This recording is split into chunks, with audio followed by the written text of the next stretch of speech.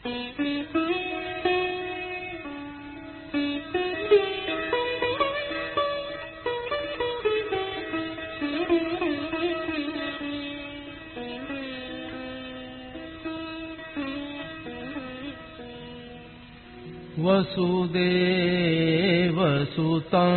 देवं कंसचाणूरमर्दनम्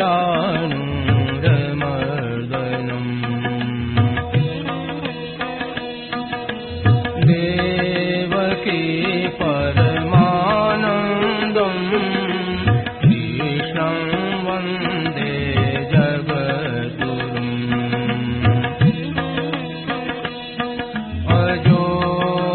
सन्नव्ययात्मा भूतानामीश्वरोऽपि सन्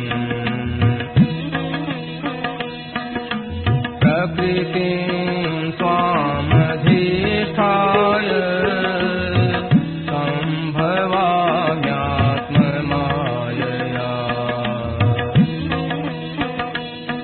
यदा यदा हि धर्मस्य ग्लानिर्भवति भारत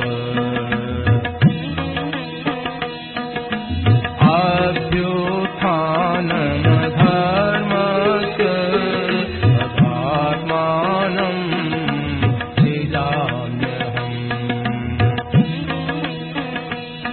परित्राणाय साधूनां विनाशाय दुष्कृताम् धर्म संस्थापनार्थाय सम्भवामि युगे युगे जन्म कर्म च मे दिव्य एवं यो वेत्ति तत्त्वतः त्यक्त्वा देहं पुनर्जन्म नैति मामेति सोऽर्जुन वीतराग भय क्रोधा मन्मया मामुपाश्रिताः बहवो ज्ञानतपसा भूता मद्भावमागताः।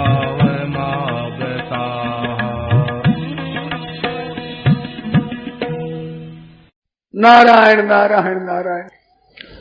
अकाल मृत्यु आप घात करते मरता है, खुदकशी जिसको कहते हैं, जान करके स्वयं जो मरता है वो अकाल मृत्यु होती है। ये जो ऊपर से गिर जाना, सांप काट जाना, अचानक जल में डूब जाना, अचानक कोई दुर्घटना से मर जाना, ये अकाल नहीं है, आकस्मिक मृत्यु है। इसको आकस्मिक मृत्यु कहते हैं। अचानक मृत्यु होगी, अचानक, तो अचानक मृत्यु कहते अकाल नहीं। अकाल का अर्थ क्या हुआ कि काल बिना मन मौत आई नहीं और पहले मर गया। तो जो ओमल रूपी एक विशेष धन है उसको दूजा कोई छीन नहीं सकता, दूजा कोई मार दे ऐसी बात नहीं है। स्वयं वो चाहे तो आप घात करके मर सकता है, परंतु आप घात करने का पाप लगता है बड़ा भारी। जैसे एक मनुष्य को मारने से पाप लगे उतना ही उसको पाप लगता है जो आप घात करके स्वयं मरता है, फांसी लेकर मरता है, आग में स्वयं कूद कर मरता है, अथवा शरीर के किरासन डाल कर आग लगा ले मरता है, ऊपर से कूद कर मरता है, दौड़ कर जाकर गाड़ी के नीचे आग मर जाता है। ऐसे जो जान करके मरता है उसको अकाल मृत्यु कहते हैं। वो काल से पहले भी मर सकता है, उसमें भी भेद है। अगर उसका किसी के साथ में कोई संबंध है अगाड़ी होने वाला तो वो ऐसा करने पर मरेगा नहीं। क्यों, कोई जन्म लेने वाला उसके साथ और के साथ कोई संबंध है, उस प्रारब्ध के कारण से वो मरेगा नहीं, पर पाप तो लगेगा ही। अपने मरने की तैयारी करे, चेष्टा करे तो पाप तो उसको लगेगा। इस वास्ते अकाल कभी भी जान करके आदमी को मरना नहीं चाहिए। बहुत कीमती भगवान ने ये शरीर दिया है जिससे परमात्मा की प्राप्ति कर सकते हैं।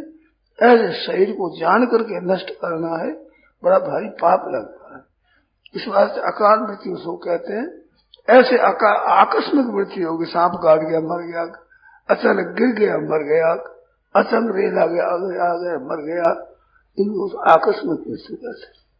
आप कहते हैं कि मन से किसी का भी बुरा मत सोचो। हाँ। परंतु गोस्वामी जी महाराज ने लिखा है कि कलिकर एक पुनीत प्रतापा, मानस पुण्य हो ही नहीं पापा। तो ऐसी स्थिति में इन दोनों का सामंजस्य कैसे बैठे? देखो, ये जो बात कही है कि मानुष पुण्य हुए नहीं पापा, तो मानुष पाप लगता नहीं, इससे सिद्ध होता है कि मानुष पाप होता तो है ही। अगर मानुष पाप नहीं होता तो लगता नहीं कैसे कहते? मानुष पुण्य हो या नहीं पापा, मानुष पुण्य तो हो जाता है, मानुष पाप लगता नहीं। तो एक माफ कर दिया वह बात एक अलग और है, परंतु मन से पाप लगे तो पाप तो लगेगा, तभी तो माफ ही किया है। एक बात। दूसरी बात यह है कि मानुष पाप लगता है कब के? जब उसकी नियत पाप करने की है तो मन खराब होता ही है। मन से जैसा ध्यान होता है, यदि मनसा ध्यायति तद्वाचा वदति तद्वाचा वदति कर्मणा करोति, मन में आती है बात वैसे ही कहता है, वैसे ही कर बैठता है। तो कर बैठना है उसमें खास कारण है, मन से बीज हुआ पहले तो पाप का मूल तो मन से भावी हुआ, और अंतःकरण तो खराब होगा ही। वो पाप करे नहीं तो उसके पाप को अंतःकरण खराब होगा। तो उसे गोस्वामी कहते हैं कि उसके चेत हो गया, और चेत होने पर वो पाप नहीं करता, तो मानुष पाप उसको लगता नहीं, तो वो माफ हो जाता है। परंतु पाप तो होता ही है। इस वास्ते मानुष पाप नहीं होता, निश्चिंत नहीं रहना चाहिए। पाप कौन सा नहीं हुआ? मन से कोई बात इरादा कर लिया पाप करने का, फिर वो पाप करने का भाव भी हट गया, तो केवल मन से किया वो पाप नहीं लगेगा। पहले लगता था, अब नहीं लगेगा कलयुग में। ये कलयुग की महिमा विशेषता से बताई है। तो पाप लगता होता तो है ही, तभी तो कहा कि मानुष पुण्य हो ही नहीं पाप, पुण्य होता है पाप नहीं होता। तो नहीं होता कि मैं होता है, ये तो सिद्ध हो ही गया। इस बात दोनों की असामंजस्य नहीं है, दोनों की बात बैठी हुई। आप कहते हैं संसार मिथ्या है, भगवान नित्य है, भगवान से प्रेम करना चाहिए। हाँ।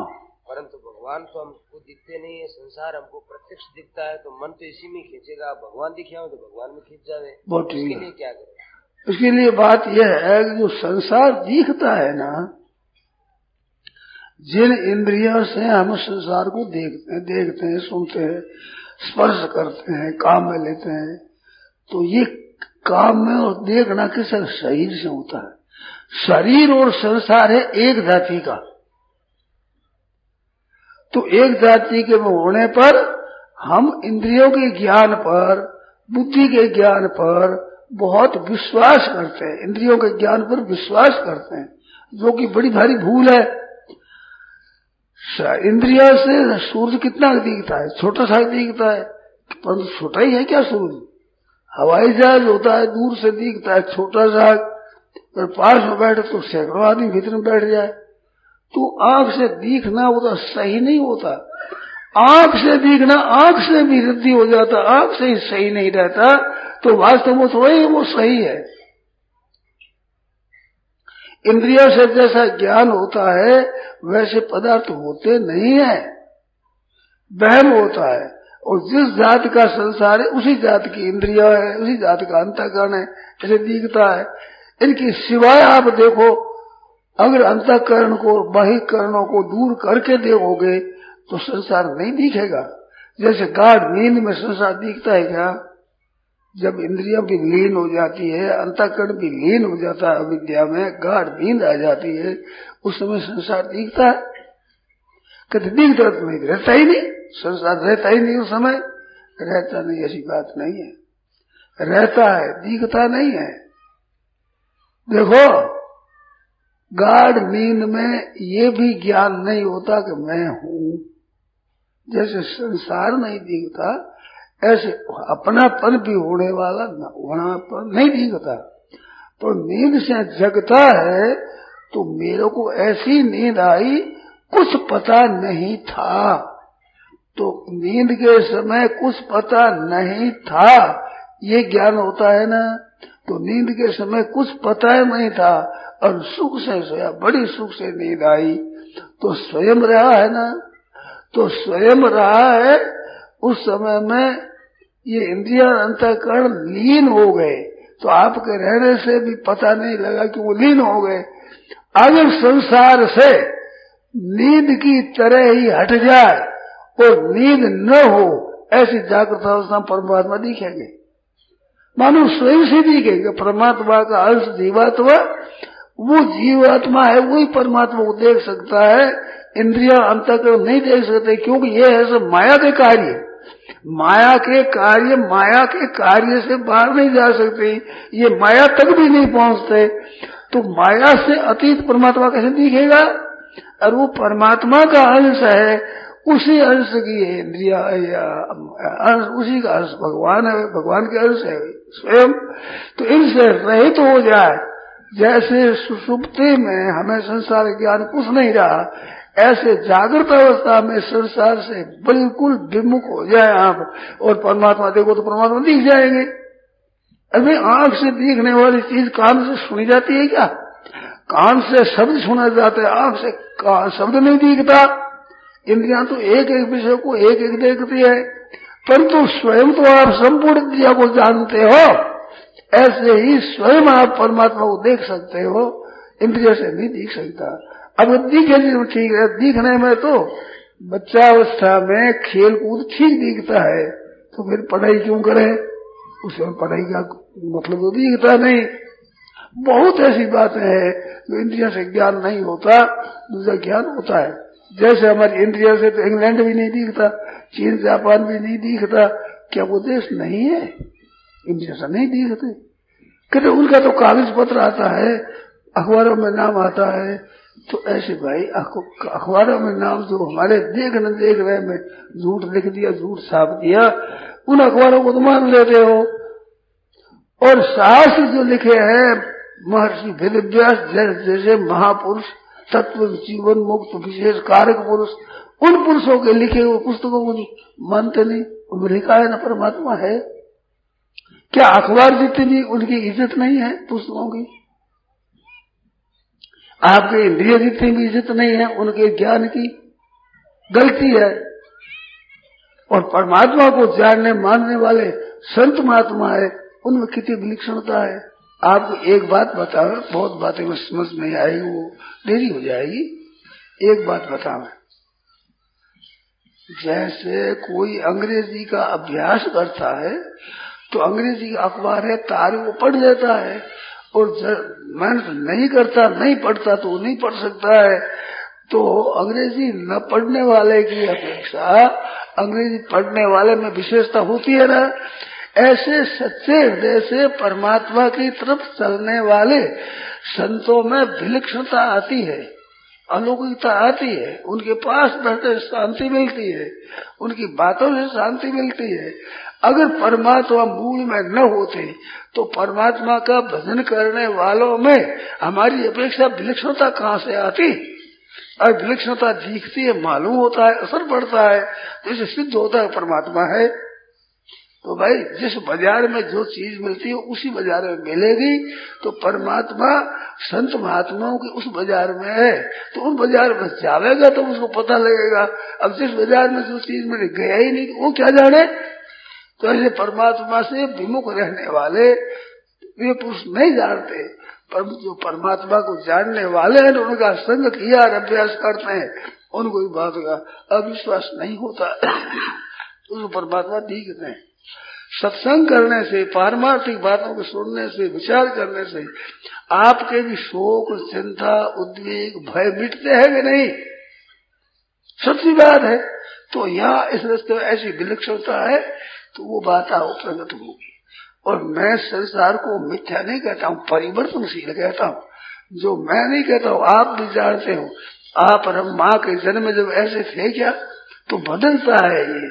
पर परमात्मा का बदलना भी कभी सुना कि आजकल परमात्मा दूसरे आ गए, पहले वाले नहीं रहे, बदल गए, ऐसा देखा सुना कभी किसी पुस्तक में? संत से संसार तो हरदम बदलता है, तो बदलता है, इसलिए क्या भरोसा?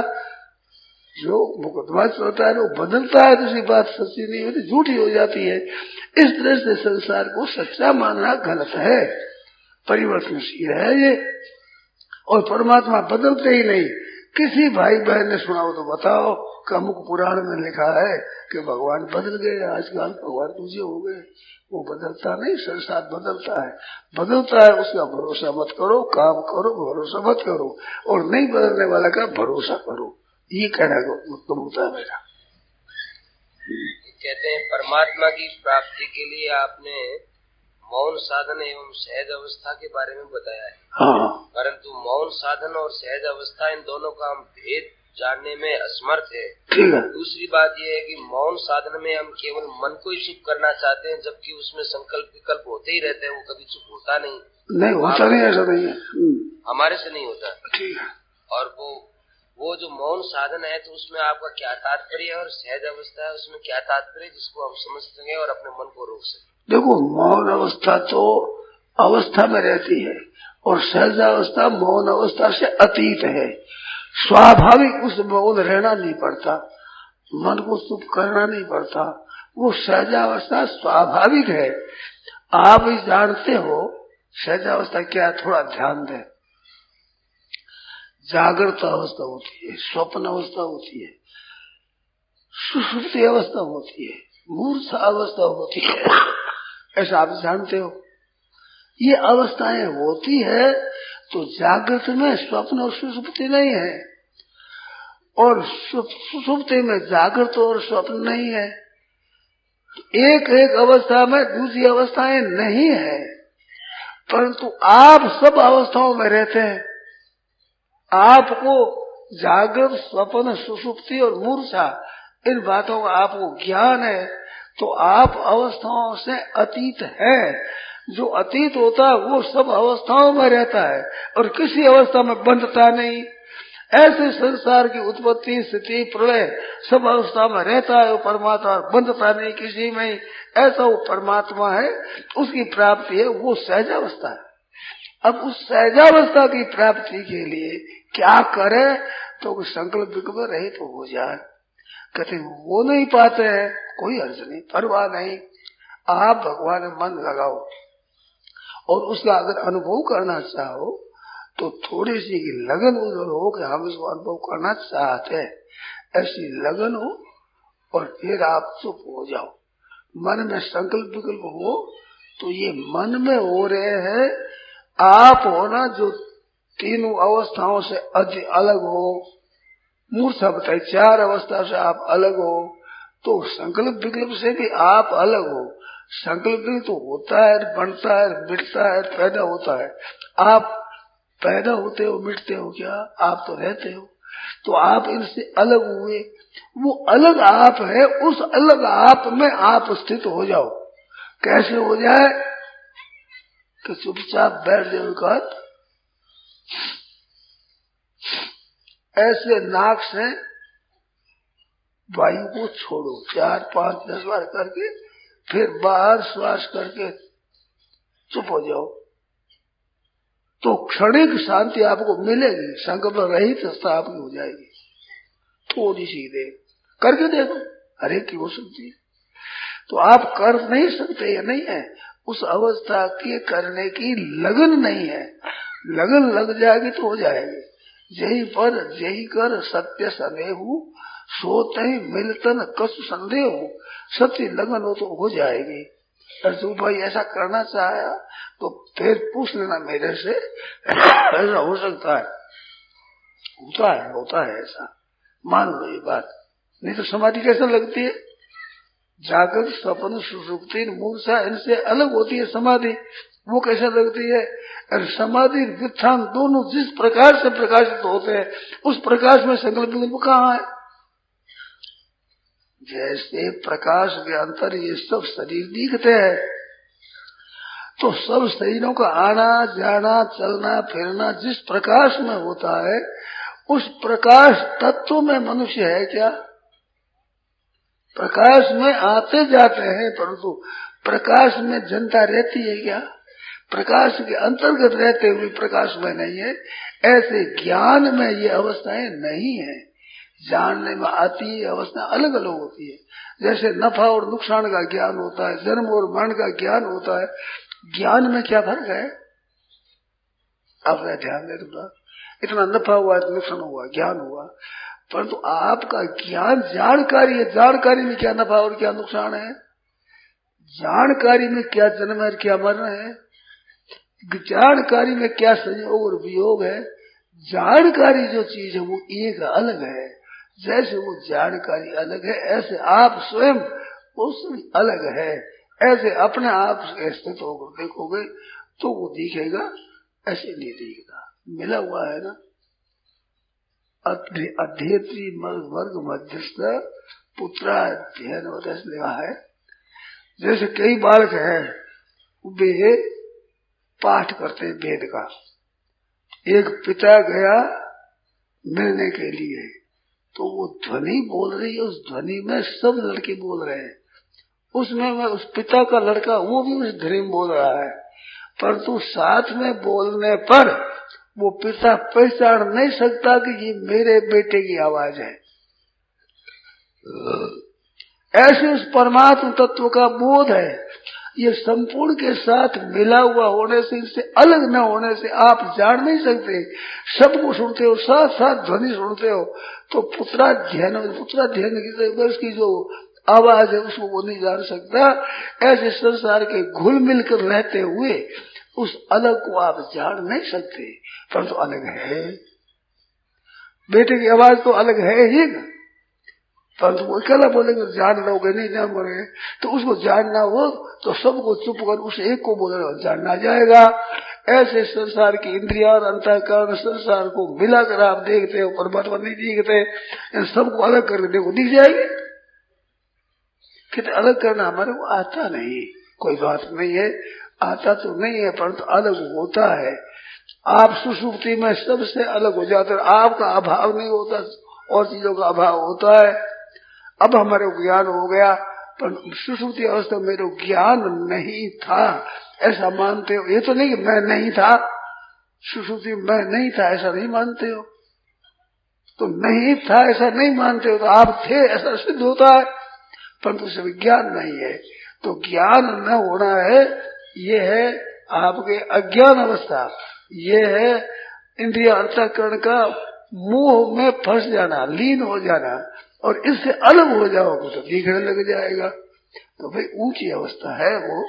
पहले आप वैसे ही नकल भी करो तो फिर समझ में आ जाएगा। तो अचानक से हो जाओ, चलते फिर अचानक से, फिर बीच में कोई संकल्प पैदा होगा, चलते फिरते बैठे उसे ही अचानक।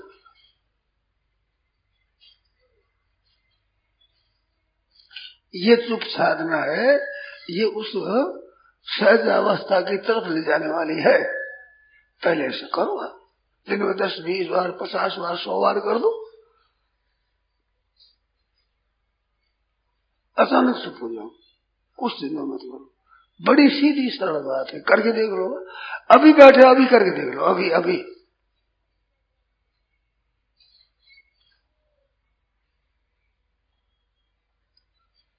कुछ चिंतन नहीं है। ये जो चीज है एक, ये बहुत कीमती। जितनी क्रियाएं होती है उन क्रियाओं का आरंभ और अंत होता है, परंतु अक्रिया अवस्था आरंभ नहीं होती, अंत नहीं होता है, वो अर्ध में रहती है। तो क्रियाओं को बल अक्रिय अवस्था से मिलता है। वो परमात्मा तत्व जो निरंतर रहने वाला है, फिर उससे ही स्थिर पदार्थों को शक्ति मिलती है। वो मूल में वो जो स्थिर पदार्थ है उसकी शक्ति है। ऐसे कुछ भी चिंतन न करे, उससे ही चिंतन करने वाली शक्ति आती है। इसकी पहचान क्या है कि चिंतन करते हुए कार्य करते करते आप थक जाते हो, तब चुप हो जाते हो तो आपको बल मिलता है। दौड़ते दौड़ते दौड़ते आदमी थक जाए, दौड़ते ही चला जाए तो आगे गिर पड़ोगे, और गिर पड़ने के बाद पड़े पड़े कुछ समय के बाद आपको चलने की उठने की शक्ति आ जाएगी। तो शक्ति निष्क्रियता से आती है, और सक्रिय अवस्था में शक्ति खर्च होती है। रात दिन आप संकल्प में रहते हो तो निष्क्रिय को देखने की ताकत आप में नहीं रहती, ताकत खर्च कर देते हो क्रियाओं में। परंतु वो क्रियाओं के बीच में थकावट होती है, वो थकावट दूर होती है नींद से। नींद में अक्रिय अवस्था हो जाती है, उससे थकावट दूर होती है। परंतु अविद्या साथ में रहते से परमात्मा का अनुभव नहीं होता, परंतु अनुभव की जो शक्ति है, ताकत है, वो अक्रिय अवस्था में है, जो कि नींद से मिलती है। थकावट मिट जाती है, शांति मिलती है। उस तत्व को समझो भाई। बात आप फिर पूछो। ये तो सगला सब आदमी जितने सुनते हैं नारायण नारायण नारायण। हाँ, सब आपके मन की कोई बात विशेष? मन में तो विशेष ही नहीं भाई। मन में तुम्हारे वो माहिर चल रहा था ना, अभी माहिर सुने, हमारे मन सुने उसे आ गया घर में, सबकी होती है मन में, तभी तो सुनते हैं, सुने जैसे मन हो जाता।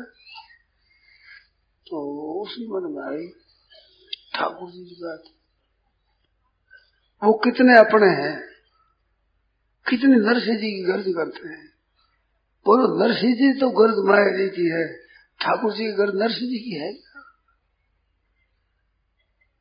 बोलो नरसिंह जी के तो मायरा ठाकुर जी भरेंगे तब हो जाएगा, नहीं भरेंगे तो नहीं होगा।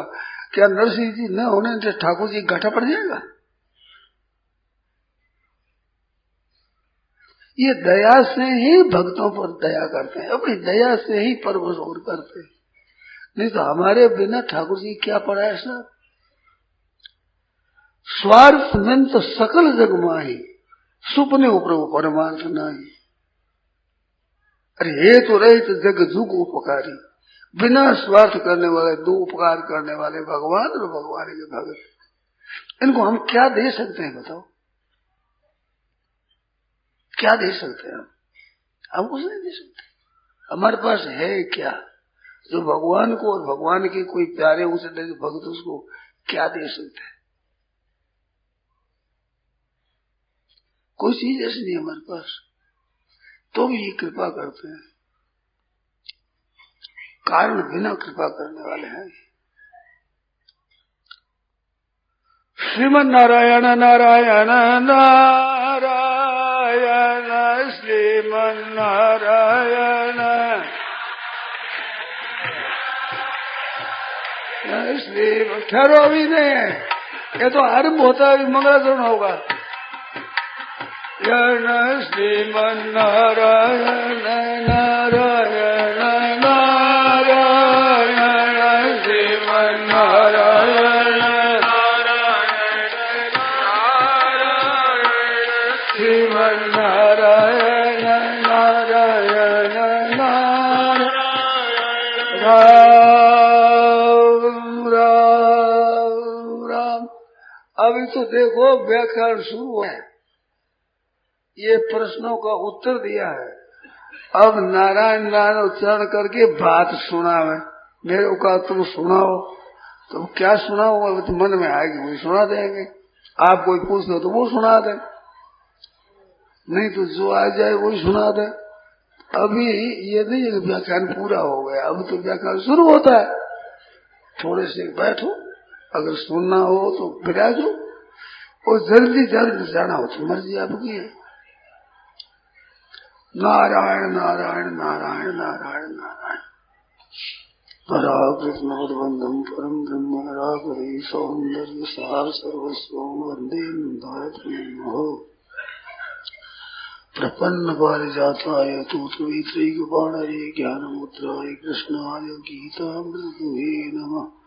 वसुदेव सुतं देवं कंसचाणूरमर्दनम् देवकी परमानंदं कृष्णं वन्दे जगद्गुरुं वंशे विभूषितभयान्नवनीतदाघात् पीताम्बराधरुणगम्यशलाधरोष्ठात् पूर्णेन्दुसुन्दरमुखादरविन्दनेत्रात् कृष्णात् परं किमपि तत्त्वमहं जाने। हरि ओं नमो परमात्मने नमस्ते गोविन्दाय।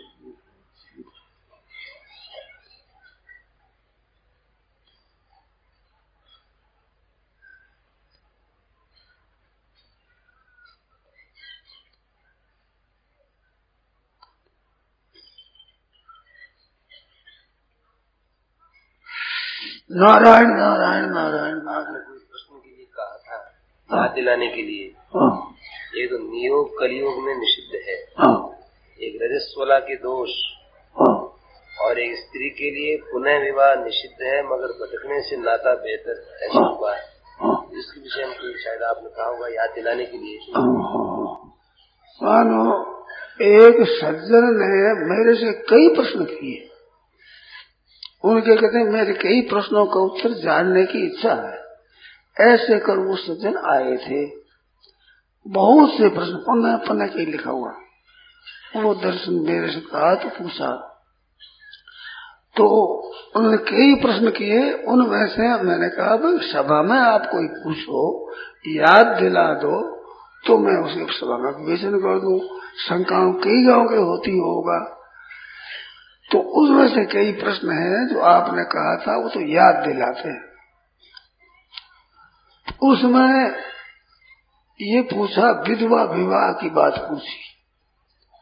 तो विधवा विवाह मैंने कहा कि विधवा विवाह नहीं होता। विवाह कैसे? विवाह तो कन्यादान होता है।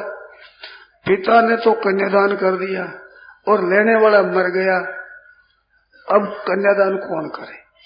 कन्यादान के बिना विवाह कैसे होगा? विवाह संज्ञा नहीं होती।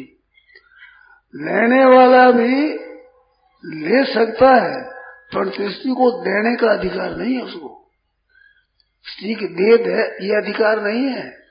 अपनी स्त्री बनावे ये अधिकार है। पिता ने दे दिया वो अधिकार, परंतु ये यूं मामूली चीज की तरह नहीं है जो अपने ले लिया और को दे दी, फिर दे तीजा दे दे। ऐसा कायदा शास्त्र का नहीं है। पति भी नहीं दे सकता है। पति दे नहीं सकता, देने का अधिकार नहीं है। ले या रख सकता है वो दे नहीं सकता। त्याग करने की बात तो कही है। त्याग की तो वहां कही, स्त्री अगर गर्भ गिरा दे अपना तो उस स्त्री के प्रायश्चित नहीं है। यत पापम ब्रह्म हत्याया, जो ब्रह्म हत्या का पाप है, द्विगुणं गर्भपातन है। और गर्भपातन कर दे तो दुगुना पाप लगता है। ब्रह्म हत्या, दो ब्रह्म हत्या से पाप लगता है। प्रायश्चित न तस्यास्ति, उसका प्रायश्चित नहीं है कि भी अमुक अमुक करे तो प्रायश्चित उतर जाएगा, ऐसा प्रायश्चित नहीं है। तस्यास त्यागो विधीयते, उस स्त्री का त्याग कर देना चाहिए। उस स्त्री की संतान नहीं होगा। ये सब सृष्टि पैदा हुई तो सब ब्रह्म विवर्त पुराण में गाती है। आप ध्यान देकर सुने ये बात, भक्त आ गया इस बात से कहता हूँ, याद आ गई। तो उसमें भगवान कृष्ण एक रूप से प्रकट हुए, एक होकर के फिर उसमें संकल्प किया, दो रूप से हो गए। इस रूप से तो कृष्ण रूप से हो गए, इस रूप से श्री राधा रूप से हो गए। एक ही कृष्ण, राधा कृष्ण दो रूप से प्रकट हो, एक ही, दो नहीं है, दोनों दो रूप से प्रकट हो गए। दो रूप से प्रकट होने पर फिर कृष्ण रूप से सखा और कई पैदा हुए, और इस सखी रूप से कई हुई। फिर उससे 8 सखियां हुई, 8 सखियां हुई और लक्ष्मी जी हुई। ये सब हुई। फिर लक्ष्मी जी के साथ विष्णु भगवान का संग हुआ, तब उनके गर्भ रहा। वो गर्भ हजारों वर्षों तक रहा। फिर उसने गर्भ को लक्ष्मी जी ने निकाल कर फेंक दिया। उससे ब्रह्मांड रचना, कई रचनाएं हुई, परंतु उसको साफ ये मिला कि लक्ष्मी जी के संतान नहीं होगा। गर्भपात कर दिया, अब लक्ष्मी जी के संतान नहीं होगा। तो आपने कोई नहीं सुना है लक्ष्मी जी के संतान? गर्भपात करने से संतान नहीं हुआ। ऐसे ही 8 सखियां पैदा हुई, उन 8 सखियों के भी और श्री जी राधा जी के भी संतान नहीं हुआ। 8 सखियां उनके संतान कोई आवे तो आप बताओ, सुनने वाले हो, उनकी आशंका संतान नहीं हुआ। गर्भपात करने के बाद वे रोवेगी तो अगर संतान पैदा नहीं होगा, संतान होगा नहीं, अपराध के कारण से निपुते रहेंगे। अभी मानते हैं नहीं, अभी तो गर्भपात करते हैं। मनुष्य शरीर मिलने पर मनुष्य शरीर का लाभ नहीं लेता तो 84 लाख चूनी मिलती है, मनुष्य शरीर फिर नहीं मिलता। ऐसे गर्भपात कर देता है, तिरस्कार करता है, फिर उस स्त्री के फिर गर्भ नहीं रहेगा। कई आदमी हमारे को मिलते हैं, हमारे संतान नहीं है, क्या करें संतान नहीं है। तो जितने गर्भपात करने वाले उनके संतान नहीं होगा गाड़ी। लक्ष्मी जी के नहीं हुआ, आप और हम क्या चीज है बताओ। राधा जी के नहीं हुआ, सखियों के नहीं हुआ। एक गर्भपात करने से उसे जितनी पैदा हुई उनके कोई के संतान नहीं होगा। भाव से तो पैदा हो गई पर संतान नहीं होगा, किसी के नहीं संतान होगा। ऐसे गर्भपात करने वाले स्त्रियों के जन्म जन्मांतरों तक संतान पैदा नहीं होगा, क्योंकि गर्भ गिरा दिया। किसी आदमी को अच्छी चीज मिले और उसका नाश करे तो उनको वो अच्छी चीज देगा कोई आदमी? मैं तो सिद्धांत बताता हूं कि कोई नौकर है, बड़ा ईमानदार, बड़ा सच्चा, तत्परता से काम करने वाला, और उसका कोई मालिक तिरस्कार अपमान कर देगा और निकाल देगा तो उसको अच्छा नौकर नहीं मिलेगा, रोता रहेगा, अपना अच्छा नौकर नहीं मिलेगा। ऐसे नौकर है और वो कोई अच्छे मालिक का तिरस्कार करेगा, वो बड़ा दयालु है, बड़ा कृपा करने वाला है, हित करने वाला है, परंतु कोई ऐसा मालिक है उसका तिरस्कार कर देगा तो अच्छा मालिक नहीं मिलेगा, रोता रहेगा, नहीं मिलेगा।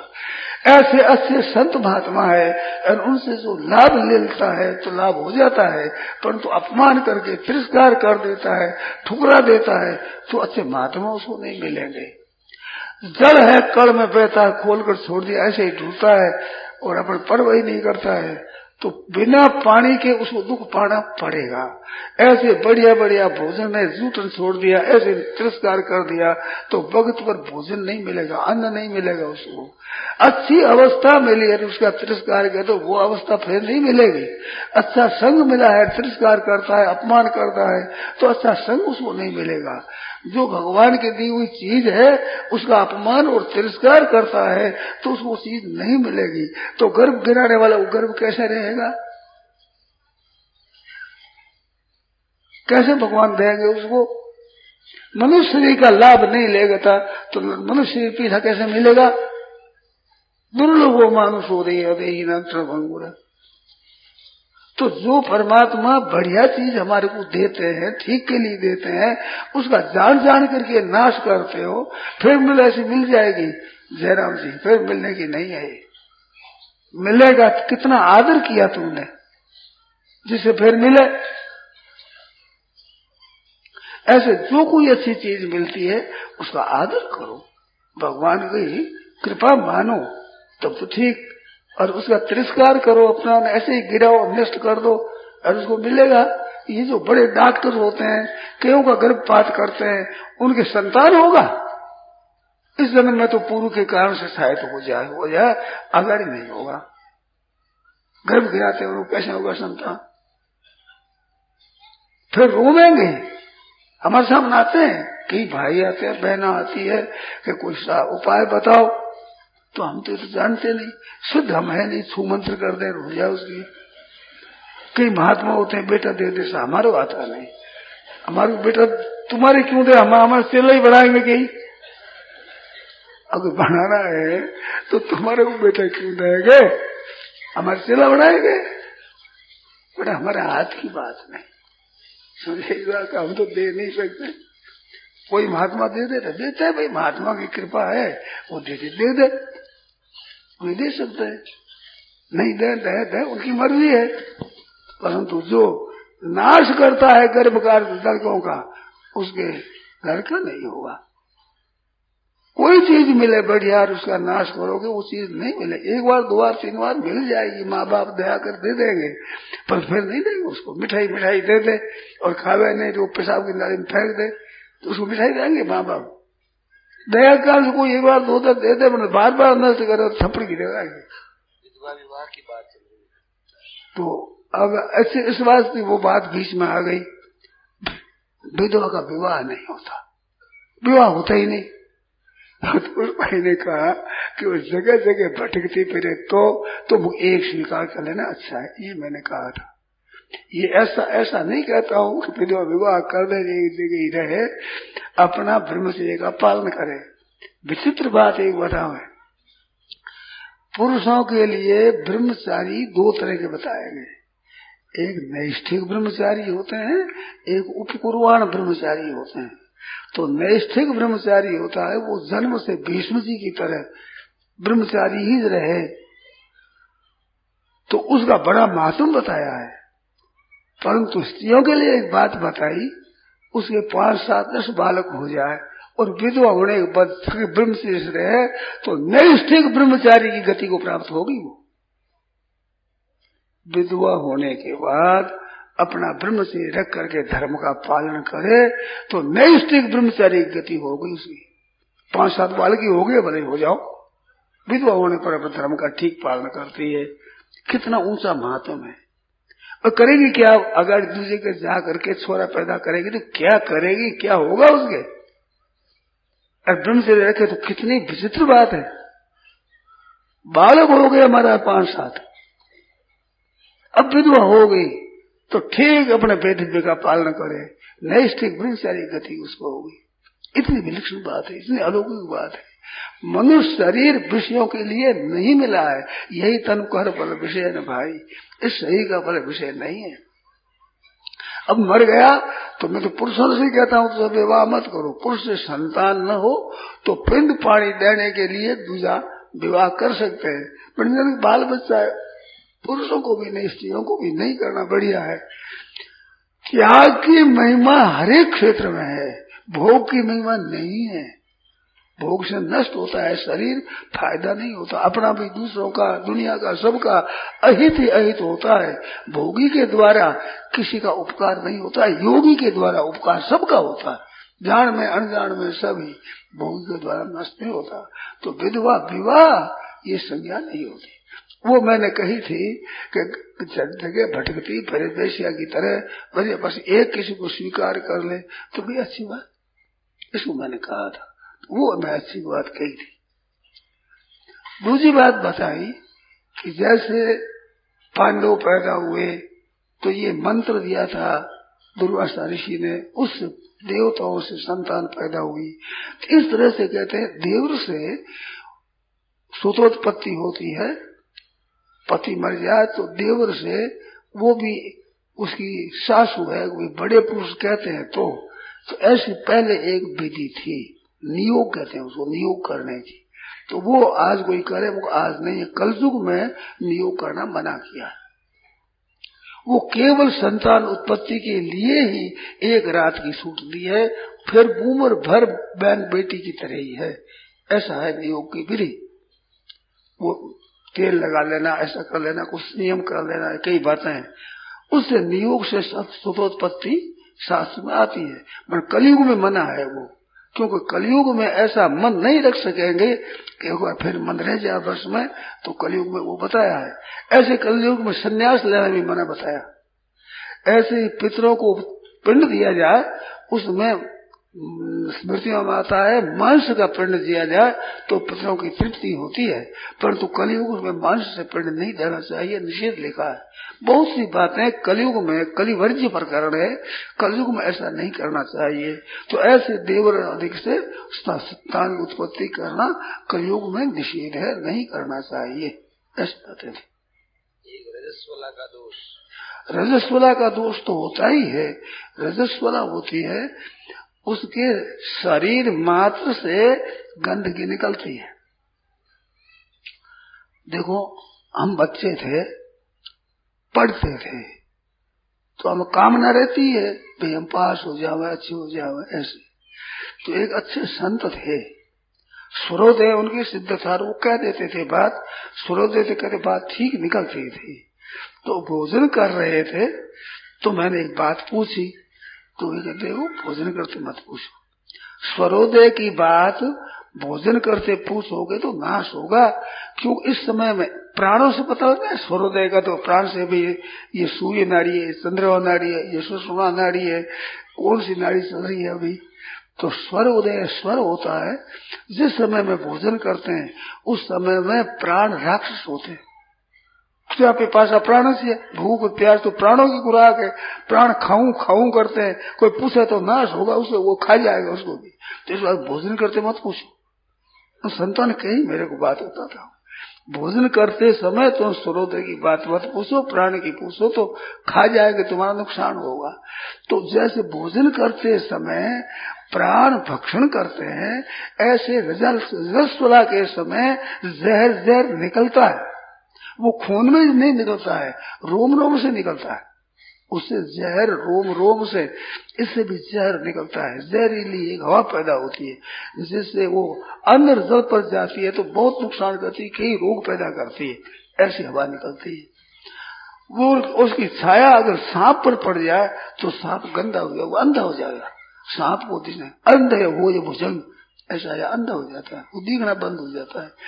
किसी सरोवर में अगर वो स्त्री पैर रख दे, हाथ पैर धो ले, तो सरोवर में जंतु ही जंतु हो जाते हैं। हमने देखा है, बहुत जंतु हो गए काड़ू में, वहां संतों का स्थान नीचे ही तलाई है, देखा बहुत जंतु हो गए बहुत।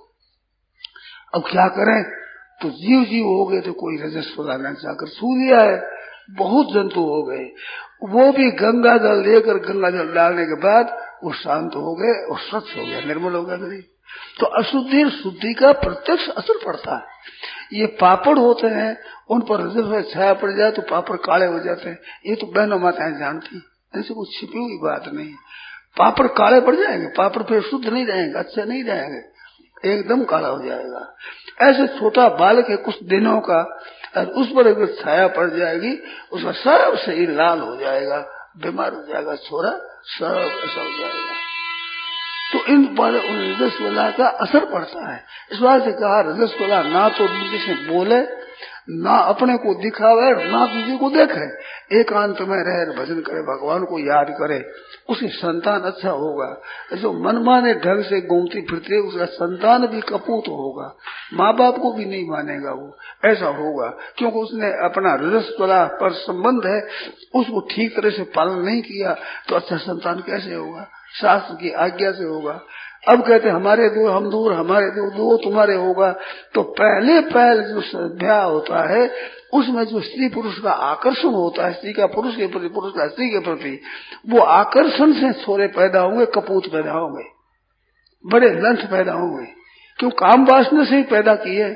धर्माविरुद्ध भूतेषु काम, और धर्म से अविरुद्ध काम भगवान का स्वरूप है, इसने किया। तो ये जितने आज जो प्रचार कर रहे हैं कि हम दो हमारे दो, तो दुनिया सब लंठ राज होगी, महान मूर्ख पैदा होंगे, भोगी और कामी पैदा होंगे, अच्छा नहीं लड़का पैदा होगा।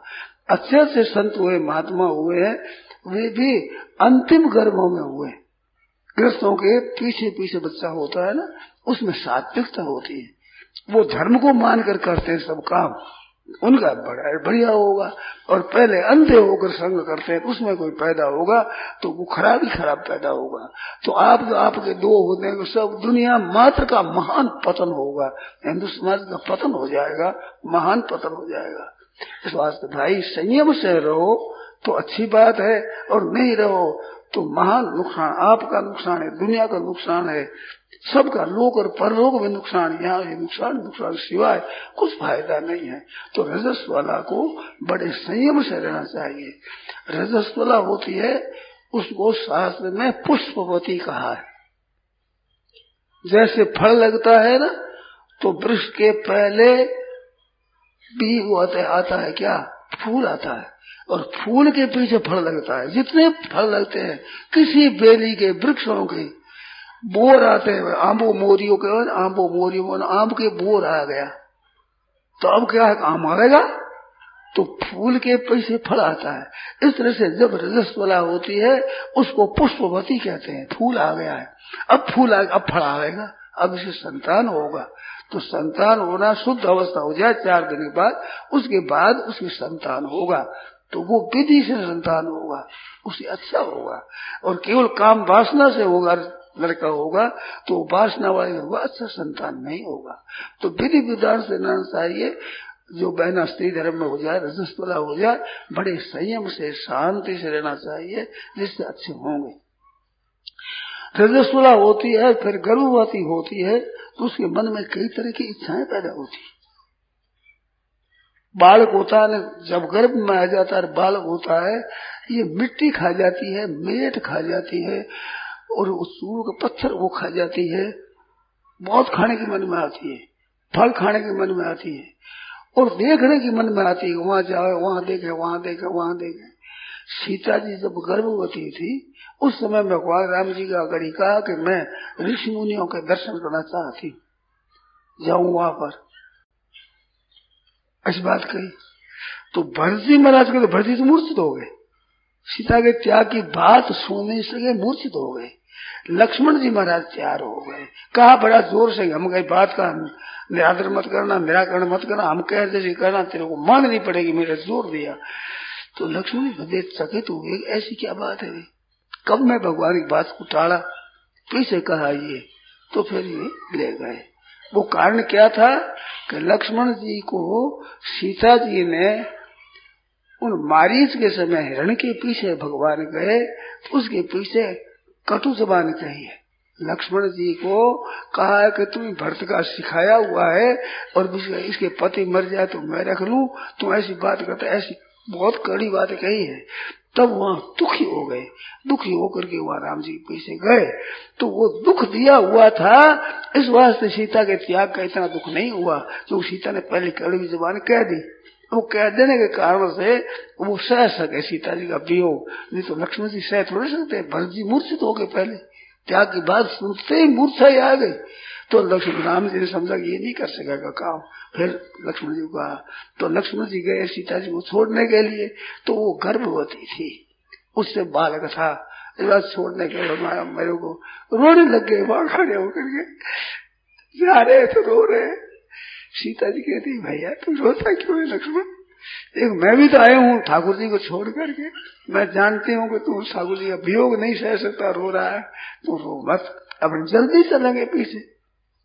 वो तो रो रहे थे सीता के त्याग को लेकर। वहां नदी पार करके सब सामान रख करके खड़े रह गए, रोने लग गए। अरे लक्ष्मण कायर की तरह तो रोता क्यों है, कि माँ मैं क्या कहूँ, भगवान ने कही है कि आपके त्याग की बात कह दी कि सीता को वहां छोड़े, मैंने सीता का परित्याग कर दिया, अब ये बात मेरे से भगवान ने कराई, क्या करूं मैं, रोने लग गए। तब सीता जी बड़ी गंभीर हो गई। सीता जी की देखो माताओं के कितना बल है, उनमें कितना साहस है, कितनी ताकत है, विचित्र बात। उस समय में सीता जी ने कहा कि मेरे त्याग करने से राम जी को दुख होगा, मैं ये बात समझती हूँ ना, मेरे वियोग में कितना दुख होगा, मेरे को दुख होगा, उनको शांति थोड़ी मिलेगी, परंतु मेरी प्रार्थना कर देना कि धोबी से कहा और किसी ने कहा है जिससे हो गया है, उस प्रजा पर बिल्कुल क्रोध न करे, भगवान क्षमा करे। कितनी विचित्र बात है। सीता जी उन पर क्रोध न करे, ऐसी बातें कही है। और मैं तो रह जाऊं, कोई बात नहीं। विचार तो ऐसा आता है कि इस ठाकुर जी त्याग तक अभी नदी में डूब करके प्राण दे दूं, परंतु मैं ये जानती हूँ कि वो एक पत्नी व्रत है, दूसरा ब्याह करेंगे नहीं, तो महाराज का वंश नष्ट न हो जाए, केवल उसके लिए मैं जीती रहती हूँ, तो उनका वंश नहीं तो मेरे को जीने की जरूरत नहीं है। कितनी विरुद्ध बात करी तो भी राम जी का वंश रह जाए, इसके लिए सीता जी ने कहा, अपने प्राणों को रखा। कितनी बहनों माताओं में ताकत है महाराज, पतिव्रत धर्म की कितनी ताकत है, ये अगर विचार कर तो कितनी इनमें सामर्थ्य है। द्रौपदी के भी ऐसे ही है, 5 बेटों को मार दिया, अश्वत्थामा मान के ना मारो मत, मैं जानती हूँ कि बेटे के मरने से कितना दुख होता है, ऐसे हमारे गुरु महाराज की पत्नी हो, अश्वत्थामा की माँ कृपी को कितना दुख होगा, बेटा मरने से दुख होता है, मैं जानती हूँ, इसको छोड़ दो। 5 बेटों को मार दिया, सोतों को मुसल कर गए। तो भी द्रौपदी ने कहा कि छोड़ दो, माँ का कितना दुख होता है, इतना दुख न हो जाए ब्राह्मणी को, इस बात से छोड़ दो। बड़ी क्षमा होती, विचित्रता होती, परंतु आजकल ये करते। विवाह करना कोई बड़ी बात नहीं है, ये कोई बढ़िया बात नहीं है। आज तो भोगों की ऊपर दृष्टि है। मेरे को बहुत बुरा लगता है ये नशबंदी करना, ये ऑपरेशन करा देना, संतान को गिरा देना, बड़ा भारी पाप है। अरे यही तनु कर विषय भाई, विषयों का सेवन करना इसका सही फल। आज केवल विषय माना, केवल विषयों के लिए। तो नारी जाति का कहते हैं हम आदर करेंगे, इतना घोर निरादर नारी जाति का ये हो रहा है।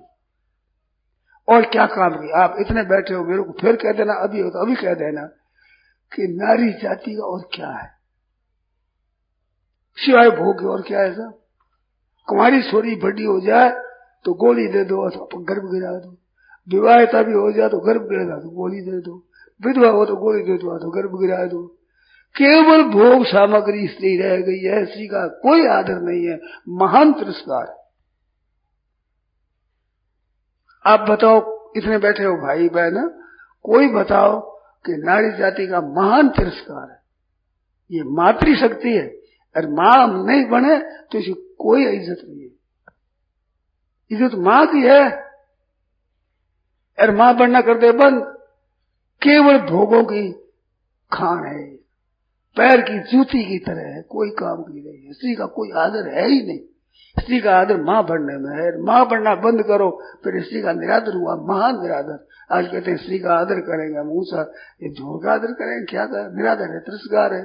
आप बोलो, कोई भाई बैठे ही हो, बताओ स्त्री जाति का क्या आदर हुआ, महान निरादर है, तिरस्कार।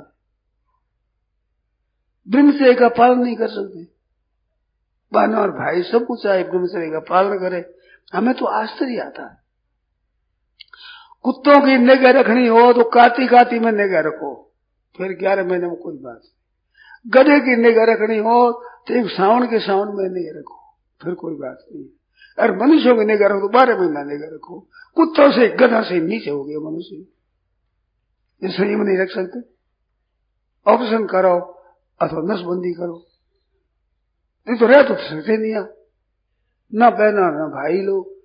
कितनी नीचता हो गई, कितनी अधोगति हो गई, जिसको पारावार नहीं। महान तिरस्कार है, मनुष्य जाति मात्र का तिरस्कार है, इतना अपमान है। तो भाई सोचते ही नहीं, समझते ही नहीं। हमने तो ऐसा कर रखा है भाई, ऐसा कोई गर्भ न गिरा है, और जहां जाते वहां कहते थे हाथ जोड़ करके, जिस घर में गर्भपात हुआ है उस घर की भिक्षा हमारे को ना दे। ब्रह्म हत्या के दुगुना पाप लगता है, ऐसे हत्यारों की भिक्षा हम नहीं चाहते भाई। उनका पानी पीना, अन्न खाना पाप की बात है। तो हम ये कहते, और हम क्या करें बताओ, हम तो अपना ही कहें और क्या करें, दूसरों से निषेध करते हैं, मानते हैं नहीं, भोगी ठहरे, हमारी बात मानते नहीं। तो बस कम से कम इतना करे कि हमारे को भिक्षा मत देना भाई, ऐसे महान पापी के घर की भिक्षा मत देना। बहुत जगह कहा है मैंने, सभी कहता आता हूँ, उसको क्या करे। एक ये पूछते हैं कि आजकल प्राय लोग अस्पताल में मरते हैं, थोड़ी सी बीमारी होती है अस्पताल जाते हैं, बड़ा भारी असर है, वहाँ मरते हैं, फिर वहाँ उनकी परम सेवा कैसे की जाए। उसी परम सेवा, उसमें नाम सुनाओ भगवान का। वास्तव में ज्यादा बीमार हो जाए, डॉक्टर कहे भाई अब जीने की शक्ति नहीं है तो घर पर लेना चाहिए।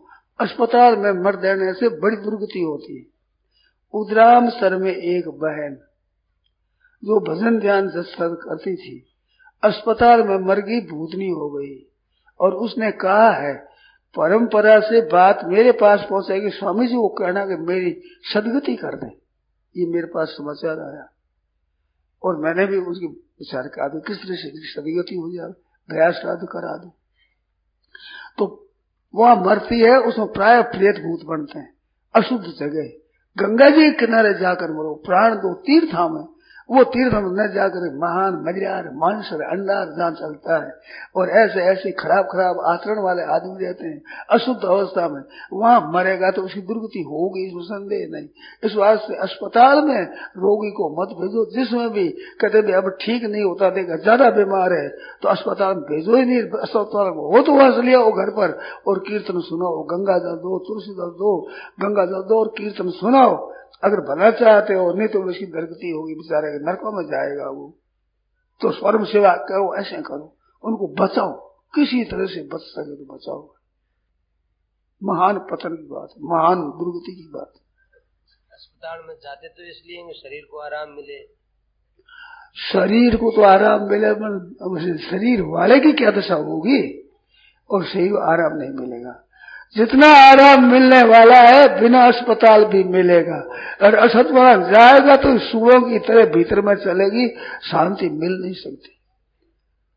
वहां कोई आराम मिल जाएगी नहीं, नशा दे देंगे, मजा पिला देंगे, गोली दे देंगे, बेहोश पड़े रहेंगे।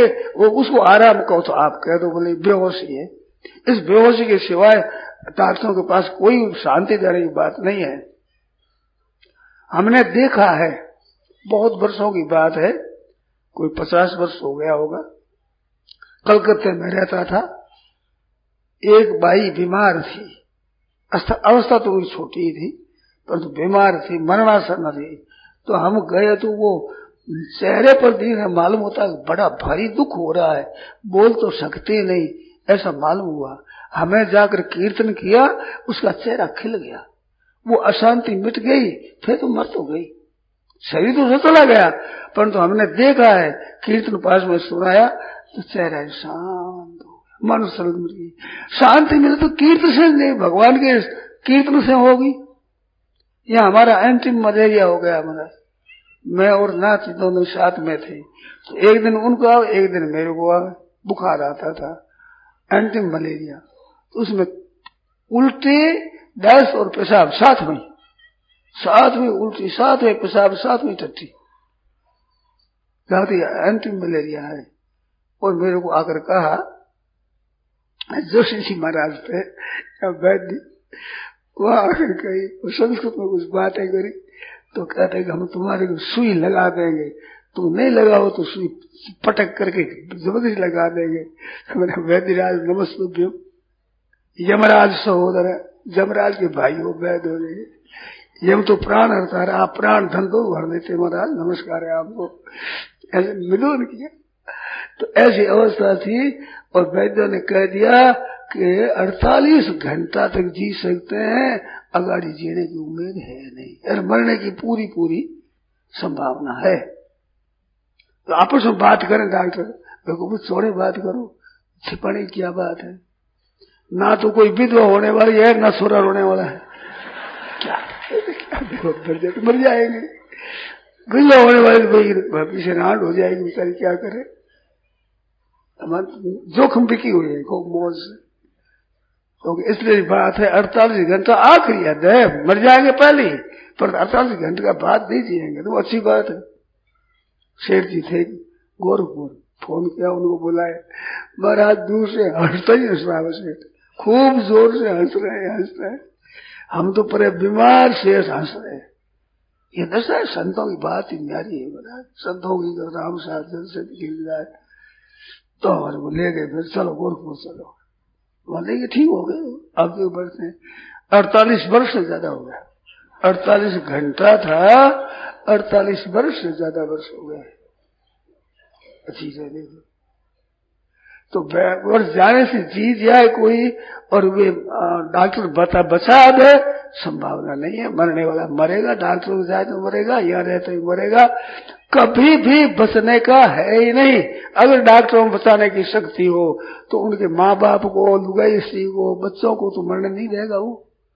मैं डॉक्टरों के बच्चे मरते हैं कि नहीं बताओ, स्त्री मरती है कि नहीं, डॉक्टर की माँ बाप मरते हैं कि नहीं, तो बचाने की ताकत उनमें नहीं है। व्याधे तत्व परिज्ञानम वेदना यास निग्रह, ये तो वैद्य से वैद्यत्व, वैद्य पढ़ाई चाहिए कि बीमारी को समझे, उसके निदान को समझे, उसमें उपद्रव होते हैं उन उपद्रवों को शांत कर दे। बस इतना ही वैद्य का वैद्य है। कोई उम्र देने वाला वैद्य नहीं है। वैद्य है कोई डॉक्टर है, खूटी की बूटी नहीं। नारायण नारायण नारायण ये बात है। परम श्रद्धेय स्वामी जी श्री राम सुखदास जी महाराज का यह प्रवचन है जो संवत 2045 पौष कृष्ण त्रयोदशी गुरुवार दिनांक 5/1/89 को प्रातः 8:30 बजे कलकत्ता स्थित विक्टोरिया मेमोरियल के सामने सत्संग वाटिका में हुआ। राम